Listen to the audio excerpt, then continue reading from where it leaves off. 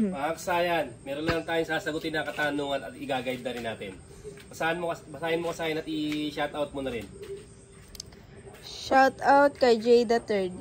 Kasayan sana maituro mo naman po kung paano mo po kinabit yung switch sa papuntang accessories at regulator sa next video mo po. Salamat po. Para po lalagyan ko din sa akin pag na power up lines ko na po yung motor ko. Nag-comment siya sa naka full wave na motor, paano mag power up lines. Ito siya kasayan, no? Ito yung sinasabi niya kasayan, na ito yung switch natin, na ayan. Paano daw lagyan ng switch? Yung switch sa accessory. Sa accessory kasayan nilalagay pagka hindi pa siya naka power up, accessory lang yung nilalagay. Ito siya. Para mas malinaw, tatanggalin natin. Dito tayo pupunta. Alisin muna natin, ha. Ito, isang switch. Tapos galing regulator rectifier yung light coil. Hanapin niyo yung light coil. Kadalasan naman light coil ay kulay dilaw. Ito. Itutukan mo yun, no? Yan, kulay yellow. Kadalasang light coil. O kaya sa yung Suzuki halimbawa, yellow na may lining na na white. Tapos yellow na may lining na red sa Yamaha.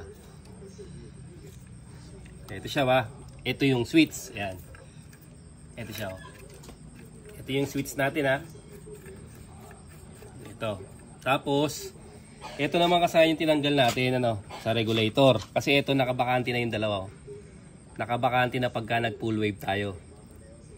Nakabakante yung charging at saka yung light coil. Kasi diniretso na siya sa regulator. Nakadiretso na kasi sa regulator, eh. Ayan, sa regulator na siya nakadiretso. Tutukan mo rito sa full wave. Ayan. Ayan, oh. Ayan, nakadiretso na yan kasi, ha.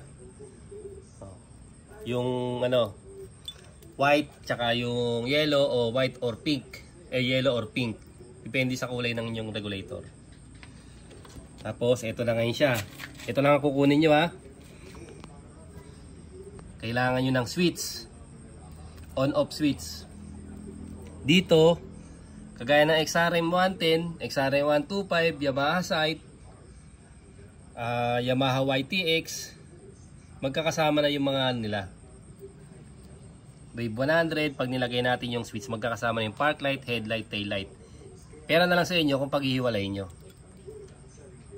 Siya, ilalagay natin yung isa sa kulay yellow. Ito, sa kulay yellow, ha. Ayan yung isa. Tapos yung isa naman, ilalagay natin sa accessory wire. O, hanapin nyo yung flasher relay, o hanapin nyo yung brake light switch. Parehas dyan makakakita kayo ng solid black. Yan. O hanapin nyo yung starter relay, makakakita rin kayo ng solid black. Pagka pagka yung Honda. Pero pagka Yamaha naman, light brown yan. Yung hahanapin nyo. Kawasaki, ganun din, brown. Tapos Suzuki, orange. Yan ang mga accessory wire. Ito, lalagay natin, ha. Flasher relay, automatic. Light brown sa Yamaha, baka malito kayo kasi pag sa Yamaha, brown white yung yung supply ng signal light. Ito siya. Pag nilagay natin yung dalawa, okay na kagad siya. Ito na yun, oh. Ngayon, depende na lang sa inyo kung hihiwalay nyo yung headlight.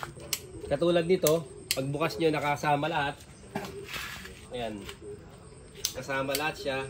Pwede nyo siyang hiwalay. Ayan, patayin yung may patayin siya ng ng headlight. Okay lang naman kung naka-power up, malakas na naman yan. Pwede na siyang magkakasama na lahat yung yung ilaw natin. Ngayon kasahin, kung ang motor nyo naman ay meron ng switch, may mga switch na katulad ng ng Euro Racing. Sample na natin dito. Ito, mo lang dito.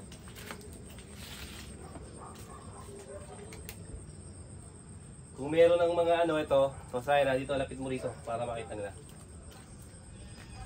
Ito kasahin, ha, ito yung park light. Yan, tapos headlight. Yan siya kasahin, ha, park light, headlight. Ibig sabihin meron na siyang switch na kasama. Kagaya ng mga SYM bonus. Ayan, ha. Ang gagawin nyo lang dyan kasahin, simpleng simple. pagka meron na siyang switch, hindi nyo na kailangan to, ano? Hindi nyo na kailangan to pagka meron ng switch ang inyong motor. Ang gagawin nyo lang yung yellow, ito yung yellow, yung wire ng yellow, ilalagay nyo lang sa accessory wire, diretso. Saka sa'yo na, i-diretso nyo sa accessory wire. Ngayon, dahil may switch na siya, may patayan siya. Ito, hindi siya mamamataya kasi wala siyang switch eh. Sample lang natin sa may mga switch.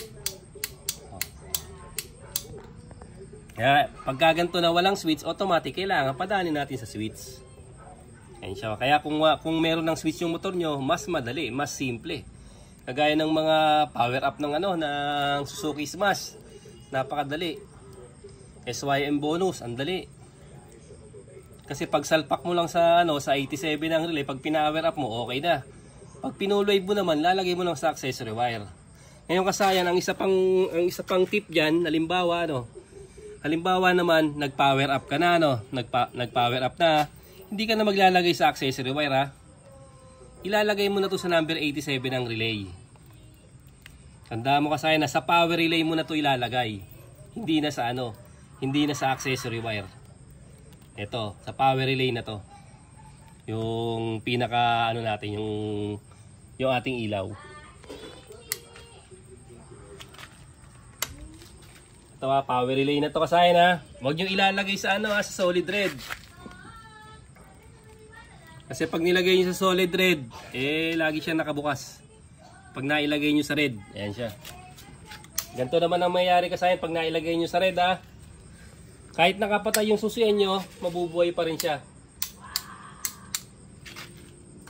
Ayan siya kasi Kasi nailagay niyo sa red, sa live wire. Ayan. Live wire, kahit nakapatay yung susian. Kaya kailangan accessory wire kung hindi pa naka full wave. Kung naka full wave, at saka hindi naka full wave, accessory wire. Pero kung naka power up, tandaan nyo, sa 87 ng relay na siya ilalagay. Number 87 ng relay. Dahil hindi pa ito naka power up, lalagay mo lang sa accessory wire. Ganun lang kasi ilalagay yung kulay dilaw, ilalagay mo isang wire ng switch. Tapos yung isang wire naman, ilalagay natin sa sa accessory wire. Flash relay natin nilagay Tapos okay na kagad siya kasayad. Ganun lang siya kasimple. Okay, sana nakatulong to sa ating sa nag-comment sa atin na si JD3rd. Para pagka siya nag-power up, alam niya na yung kanyang gagawin. Hanggang dito na lang mga kasayan. Salamat sa panonood.